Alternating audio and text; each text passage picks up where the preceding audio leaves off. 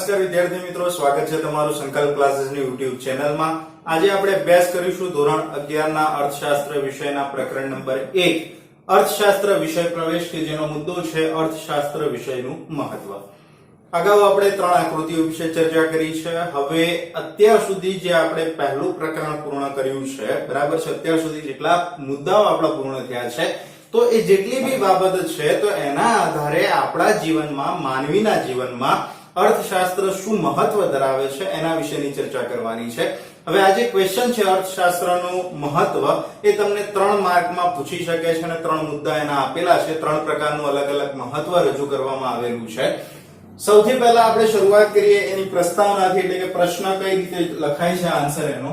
તો આજનો યુગ છે એને આર્થિક યુગ, હવે નોર્મલી આપણે આધુનિક યુગ તરીકે ઓળખીએ છીએ, બરાબર છે, પણ મોટા ભાગે જેટલી બી પ્રવૃત્તિ થાય છે એની અંદર આર્થિક પ્રવૃત્તિઓ વધારે પ્રમાણમાં થાય છે। એના માટે અત્યારનો જે હાલનો યુગ છે એને આર્થિક યુગ તરીકે ઓળખવામાં આવે છે। માનવીની દરેક પ્રવૃત્તિ લાભ અને ગેરલાભની તુલના સાથે થાય છે। તમે કોઈ પણ પ્રકારની જે પણ પ્રવૃત્તિ કરો છો, બરાબર છે, એ શાના માટે કરો છો? લાભ અને ગેરલાભ જોઈને કરો છો, એમ કરતા નથી। તમને કોઈ એવું કે હું તમને 50 લાખ માંગુ ને પછી 100 રૂપિયા આપું, તો તમે એવું તૈયાર થશો ના, કારણ કે એ તમને નુકસાન પહોંચાડે છે, શરીરને વાગે તો ખરા ને, બરાબર છે। તમે કઈ કામ કરો છો કે જે તમને ભવિષ્યમાં વધારે પ્રોફિટ આપે છે, અથવા તો તમે જે કામ કરો છો એનાથી તમને લાભ થતો હોય તો એ પ્રવૃત્તિ કરશો। તો માનવી દરેક પ્રવૃત્તિ લાભ ગેરલાભની તુલના સાથે કરે છે। ઓછા લોકો છે દુનિયામાં, બહુ ઓછા લોકો છે જે નિસ્વાર્થ ભાવે શું કરે છે? કામ। હવે નોર્મલી આપણે જેટલા બી વ્યક્તિઓ છીએ જે આર્થિક પ્રવૃત્તિ કરીએ છીએ, મોટા ભાગે બધા સ્વાર્થી છે। તમે કોઈનું કામ કરો છો તો એમને મફતમાં નથી કરતા, એના બદલામાં તમે શું લો છો? પૈસા લો છો। પણ અમુક બહુ ઓછા લોકો છે જે સમાજની સેવા માટે નિસ્વાર્થ ભાવે શું કરતા હોય છે? કામ કરતા હોય, એમને વળતરની કોઈ અપેક્ષા હોતી નથી। આર્થિક બાબતોથી દૂર રહી શકે તેવું ભાગ્યે જ કોઈ હોય છે। આથી અર્થશાસ્ત્રના અભ્યાસનું મહત્વ વધી જાય છે। આર્થિક બાબતો એટલે કે લેવડ દેવડની જે પ્રક્રિયા છે, બરાબર છે, વિનિમયની જે પ્રક્રિયા છે, એનાથી દૂર થઈ શકે અથવા તો દૂર રહી શકે એવા બહુ દુનિયામાં ઓછા લોકો છે। મોટા ભાગના અમુક લોકો જે છે એ બધા આર્થિક પ્રવૃત્તિ કરે છે અને અમુક જે છે નિસ્વાર્થ ભાવે કામ કરે છે અને આર્થિક પ્રવૃત્તિ સાથે લેવા દેવા છે નહીં, જે સમાજની સેવા માટે કામ કરે છે, બરાબર છે। તો અર્થશાસ્ત્ર વિષય આપણા બધી આર્થિક પ્રવૃત્તિઓમાં લાગુ પડે છે, માટે એનું મહત્વ વધી જાય છે। અર્થશાસ્ત્રનું જે વ્યવહારિક મહત્વ છે એ આપણે જોઈએ તો અર્થશાસ્ત્ર આપણા રોજિંદા જીવન સાથે જોડાયેલું છે, સંકળાયેલું છે। આપણે ડેઈલી બી જેટલા બી કામ કરીએ છીએ આર્થિક પ્રવૃત્તિ માટેના, એ બધા સાથે આપણું અર્થશાસ્ત્ર જોડાયેલું છે। અર્થશાસ્ત્રનો અભ્યાસ આપણા વ્યવહારિક જ્ઞાન અને વર્તનને નીચે પ્રમાણે શું કરે છે? અસર કરે છે। કઈ રીતે અસર કરે છે તો જોઈએ તો 2 પ્રકારની ઘટનાઓની અંદર તમને વાત કરેલી છે। એની અંદર પહેલું છે આંતરરાષ્ટ્રીય ઘટના અને બીજું તમને આપેલી છે ઐતિહાસિક ઘટના। આંતરરાષ્ટ્રીય ઘટનાઓ કઈ રીતે? તો આજના સમયમાં આર્થિક બાબતોમાં આંતરરાષ્ટ્રીય ઘટનાને અસર કરે છે, બરાબર છે। અમેરિકા શા માટે સુપર પાવર છે? બીજું, ક્રૂડ તેલના ભાવ કેમ વધઘટ થાય છે? કયો દેશ મૂડીવાદી કે સામ્યવાદી છે અથવા તો સમાજવાદી છે? અન્ય દેશો સાથેની સમાનતા અને તફાવત આપણે આર્થિક બાબતો ઉપરથી જાણી શકીએ છીએ। ક્લિયર? હવે આ જે ક્વેશ્ચન્સ અહીંયા તમને આપેલા છે, કોઈ પણ પ્રકારની આંતરરાષ્ટ્રીય ઘટના બને છે તો એ આર્થિક બાબત સાથે સંકળાયેલી છે। કઈ રીતે તો હું તમને સમજાવું। અમેરિકા શા માટે સુપર પાવર છે? કારણ કે એની પાસે ટેકનોલોજી, બીજો પોઈન્ટ કે એની પાસે મૂડીરોકાણ, એ બધું, અને ત્યાંના શિક્ષિતોની સંખ્યા એ વધારે પ્રમાણમાં હોવાના કારણે સુપર પાવર। ક્રૂડ તેલના ભાવ કેમ વધઘટ થાય છે? કદાચ ઉત્પાદન ઓછું થાય અથવા તો બાકીના અન્ય પરિબળો જે છે અસર કરતા હોય, અન્ય દેશ સાથેના વ્યવહારો સારા ન થયા હોય, બરાબર છે, તો એના માટે એ ભાવ વધઘટ થતી રહે છે। કયો દેશ મૂડીવાદી છે કે સામ્યવાદી? આ તમે ધોરણ 10 માં ભણી ગયા છો, મૂડીવાદી અર્થતંત્ર અને સમાજવાદી અર્થતંત્ર વિશે। અન્ય દેશો સાથે આપણે કયા સ્તર ઉપર છીએ અથવા તો બીજા દેશ આગળ આપણા કરતા કેમ છે, અને આપણે બીજા દેશો કરતા આ બાબતોમાં અથવા તો શિક્ષણની બાબતો, આરોગ્યની બાબતો કે રહેઠાણની બાબતોમાં પાછળ કેમ છીએ, તો એ જે તફાવત છે, તફાવત સમજવા માટે વગેરેની જાણકારી જો આપણી પાસે હોય તો કયા દેશ સાથે સરળતાથી વ્યવહાર કરી શકીએ એ સમજી શકાય છે। હવે આની અંદર સમજી લો, ઉદાહરણ તરીકે પાકિસ્તાન છે। બે દેશો આપણી સાથે વ્યવહાર કરવા માંગે છે, એક પાકિસ્તાન છે અને બીજો અમેરિકા છે। સામાન્ય રીતે તમે કોની પાસે જશો? અમેરિકા પાસે વ્યવહાર પહેલા કરશો, પાકિસ્તાન સાથે કરશો નહીં. કારણ ખબર છે, એક તો પાડોશી દેશ છે, ને બીજું આટલા વર્ષોમાં આપણે એની સાથે કોઈ એવા સારા કરાર કર્યા હોય તો પણ એ કઈ યોગ્ય રીતે થયેલા નથી. જે કોઈ કરાર કર્યા છે સામેવાળા દેશે આપણી સાથે યોગ્ય રીતે વર્તણૂક કરી નથી, તો એ બદલ આપણે એની સાથે વ્યવહાર નહીં કરીએ. પણ આ જેટલી પણ બાબતો છે એના આધારે હવે કોઈ દેશ તમને 50 રૂપિયામાં વસ્તુ પ્રોવાઈડ કરે છે, ધારો કે આ પેન છે કે આપણને કોઈ એ દેશ જે છે 50 રૂપિયામાં આપે છે, બીજો દેશ 60 રૂપિયામાં આપે છે. સામાન્ય રીતે કઈ જગ્યાએથી તમે વસ્તુ ખરીદશો? પહેલા દેશ પાસેથી, કારણ કે તે તમને સસ્તું પડે છે.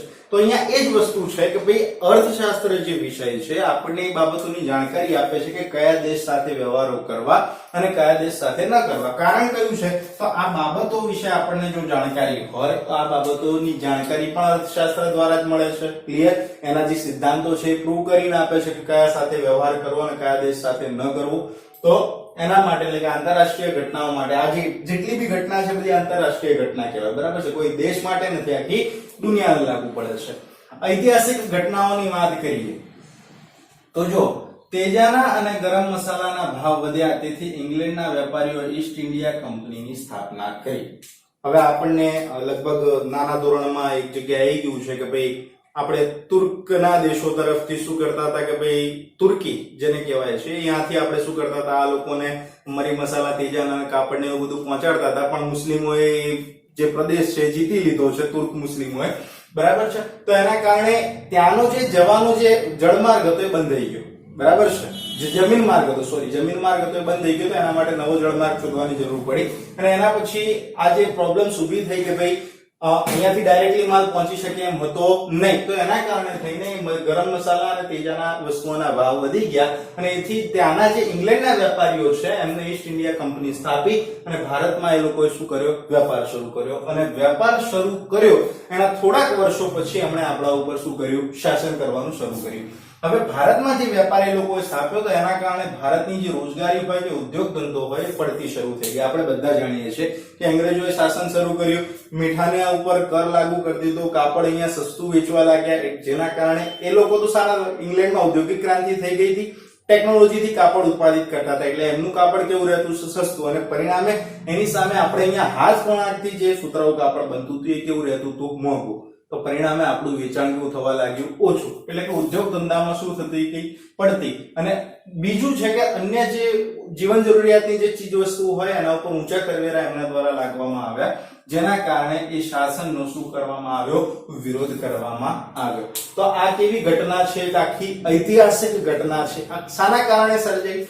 જો તેજાના મરી મસાલાના જે ભાવ છે જો વધ્યા જ ના હોત તો એ લોકો અહીંયા કઈ વેપાર કરવા માટે આવ્યા હોત નહીં. તો શરૂઆત જ અહીંયાથી થઈ કે ભાઈ ભાવ વધ્યા, ભાવ વધે એટલે એ લોકોને પોસાતું નતું, તો એમણે ઈસ્ટ ઇન્ડિયા કંપની સ્થાપી. કંપની સ્થાપ્યા પછી ભારતમાં વેપાર કર્યો, પછી શાસન શરૂ કર્યું. ભારતના લોકો એનો શું કર્યો? વિરોધ કર્યો. બરાબર છે? તો આ જે આખી ઘટના છે, ઐતિહાસિક ઘટના છે, દુનિયાના અનેક દેશોમાં ભાવ વધારો, ઊંચા કરવેરા, અછત જેવા આર્થિક પરિબળો રાજકીય ઉથલપાથલ સર્જી શકે છે. બરાબર છે? ભાવ વધારો થયો એટલે વસ્તુની કિંમત વધી ગયા, ઊંચા કરવેરા એટલે ટેક્સીસ જે છે, વસ્તુ આવતી હોય બહારથી અથવા તો અહીંયાથી નિકાસ પામતી હોય તો એવી વસ્તુ પર ટેક્સ વધી જાય અથવા તો જરૂરિયાત કરતા ઓછી વસ્તુઓનું ઉત્પાદન થાય, તો એના કારણે રાજકીય ઉથલપાથલ સર્જી જાય છે. અર્થશાસ્ત્રના અભ્યાસથી ઐતિહાસિક રાજકીય ઘટનાક્રમ સમજી શકાય છે. બરાબર છે? આ જે અર્થશાસ્ત્ર છે, હવે આની અંદર અર્થશાસ્ત્ર ક્યાં અસર કરી ગયું?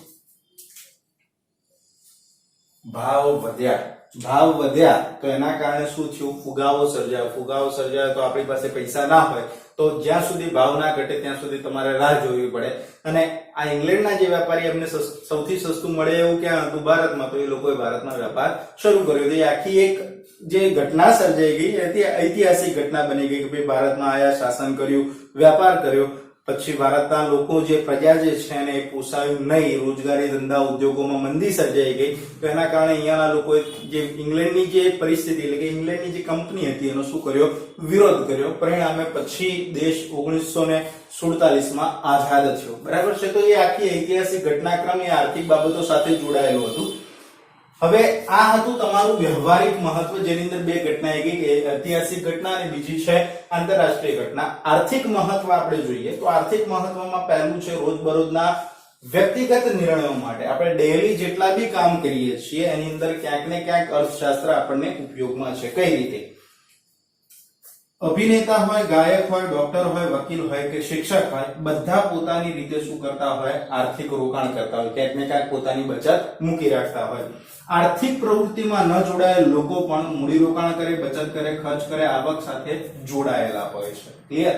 જે કામ કરે છે એ લોકો તો જોડાયેલા હોય, ફિક્સ છે, પણ જે લોકો આર્થિક પ્રવૃત્તિમાં જોડાયેલા નથી એવા લોકો પણ કોઈક જગ્યાએ ખર્ચ કરે છે, આવક મેળવે છે, બરાબર છે, બચત કરે છે, મૂડી રોકાણ કરે છે. અને એ સિવાય જે ગૃહિણી છે એ પણ અને સરકાર પોતાના આર્થિક નિર્ણયોમાં અર્થશાસ્ત્રનો અભ્યાસ જે છે એમને શું થાય છે? મદદરૂપ થાય. હવે તમારા મમ્મી, તમારા ફાધર જો બહાર જઈને આર્થિક પ્રવૃત્તિ કરીને પૈસા લઈને આવે છે, પૈસા તમારા મધરના હાથમાં આપી દેશો તો મધર જે છે એ તમારું ડેરીનું બિલ, બરાબર છે, કરિયાણાનું બિલ ચૂકવે છે, શાકભાજીના જે ખર્ચા છે એ ચૂકવે છે.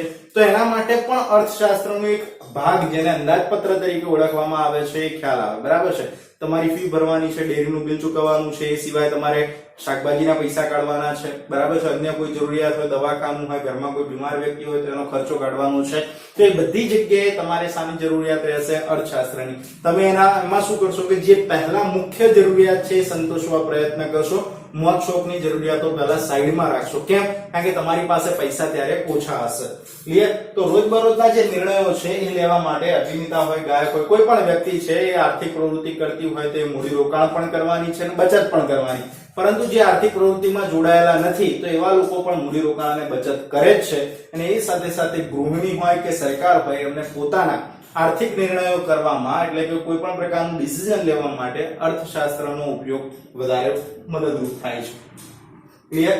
હવે આપણે એના પછીનો મુદ્દો એટલે કે આર્થિક મહત્વનો બીજો મુદ્દો જોઈએ. આર્થિક મહત્વનો બીજો મુદ્દો જે આપેલો છે સરકારની નીતિઓ સમજવા માટે, તો સરકારની જે નાણાકીય નીતિ છે, રાજકોષીય નીતિ છે અને આર્થિક નીતિ છે, આના વિશે આપણે આગળ અભ્યાસ કરીશું અંદાજપત્ર જે પાઠ આવશે એની અંદર. તો નાણાં નીતિ, રાજકોષીય નીતિ અને આર્થિક નીતિ જે છે એ રોજબરોજના જીવન ઉપર ગંભીર અસર કરે છે. ગવર્નમેન્ટ જે પણ કોઈ ડિસિઝન લે છે એ સીધું ક્યાં અસર કરે છે? આપણા વ્યક્તિગત જીવન ઉપર શું કરે છે? ગંભીર અસર ઊભી કરે છે. અને આ નીતિઓને સમજવા તથા નિર્ણયો બદલવા, આપણે કોઈ ડિસિઝન લીધું હોય ને બીજા દિવસે ગવર્નમેન્ટ પોતાનું નવું ડિસિઝન બહાર પાડે છે, તો આપણે જે નિર્ણય લીધો હોય તો એ નીતિ સમજીને તમારે ડિસિઝન શું કરી દેવું પડે? બદલી દેવું પડે. કદાચ તમને એના કારણે નુકસાન જઈ શકે. તો અહીંયા એ જ વસ્તુ કીધું કે સરકાર જે નાણાકીય નીતિ, રાજકોષીય નીતિ કે આર્થિક નીતિ નક્કી કરે છે તો એ આપણા રોજબરોજના જીવન ઉપર શું કરે છે? ગંભીર અસર કરે છે. આ માટે આ સરકાર દ્વારા જે નીતિ ઘડવામાં આવે છે એને સમજવા અને આપણા નિર્ણયોને બદલવા માટે અર્થશાસ્ત્રનો અભ્યાસ શું થાય છે? મદદરૂપ થાય છે. ક્લિયર? ઉદાહરણ તરીકે આરબીઆઈ ના જો રેપો રેટના ફેરફાર મુજબ બચત અને રોકાણના નિર્ણયો લેવા જોઈએ. રેપો રેટ જે છે તમારે 12th માં ભણવાનું હશે, પણ હું તમને સમજાવી દઉં છું રેપો રેટ શું છે. તો જ્યારે કોઈ પણ બેંક હોય, આરબીઆઈ સિવાયની બેંકો જેને આપણે શેડ્યુલ બેંકો કહીએ છીએ, તો એમને જ્યારે બી પૈસાની જરૂર હોય, નોર્મલી આપણી આસપાસમાં ખાસી બધી બેંકો હોય, તો એ બધાને જ્યારે ટૂંકા સમયગાળા માટે પૈસાની જરૂર હોય, પૈસા હોય નહીં, તો એવા સમયે આરબીઆઈ પાસેથી લોન લે છે અથવા તો ઉછીના પૈસા લે છે. જે વ્યાજ દરે આરબીઆઈ એમને પૈસા આપે છે એને કહેવાય રેપો રેટ. બરાબર? આરબીઆઈ વેપારી બેંકોને શું આપે છે? ઉછીના પૈસા ટૂંકા સમયગાળા માટે આપે છે. તો જે દરે આપે છે એને કહેવાય રેપો રેટ. જો આ રેપો રેટનો દર ઊંચો હશે, રેપો રેટનો દર કેવો હશે? ઊંચો, તો વેપારી બેંકોને મોંઘું જ પડવાનું છે લેવું, કારણ કે પૈસા પાછા તો આપવાના છે ને. પછી એ વ્યક્તિ જેને ધિરાણ આપે છે કે લોન આપે છે, આરબીઆઈ વેપારી બેંકને આપે, વેપારી બેંક આપણા જેવી સામાન્ય વ્યક્તિને આપે.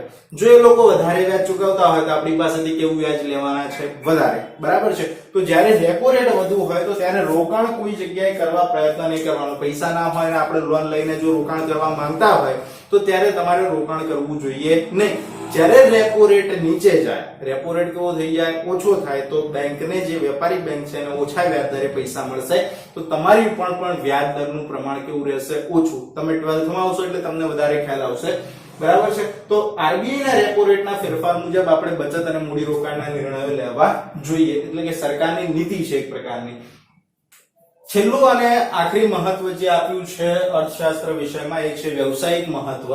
તો આવક, ખર્ચ અને માંગ અને પુરવઠો, આવક અને ખર્ચ, માંગ અને પુરવઠો એ આપણા વ્યવસાય સાથે જોડાયેલી બાબતો છે.